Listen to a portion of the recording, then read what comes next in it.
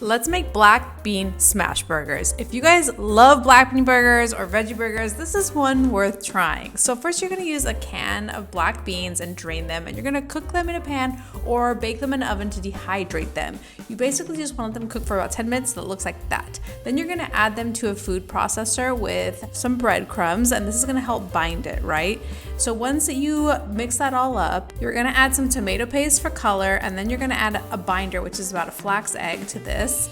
And then you are going to add seasonings of choice. I chose garlic and onion powder, some liquid aminos for some umami saltiness, and then you blend again until you get a nice little dough. Then you're ready to form them into balls. You're gonna get about 5 or 6 depending on the size.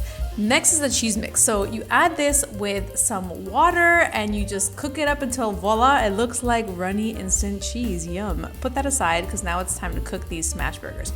Put some parchment paper on top of the ball and smash them to your desired liking of thinness or thickness. I like them extra crispy, so just make sure they look like that. Now you're ready to build them. So you're gonna get your burger buns, you're gonna add some burger sauce, which is basically just vegan mayo and ketchup and mustard. And then you add your lettuce, tomato, whatever you like. Now look at this cheese, you guys, the ooey cheese. This is honestly the best part, so I highly recommend it.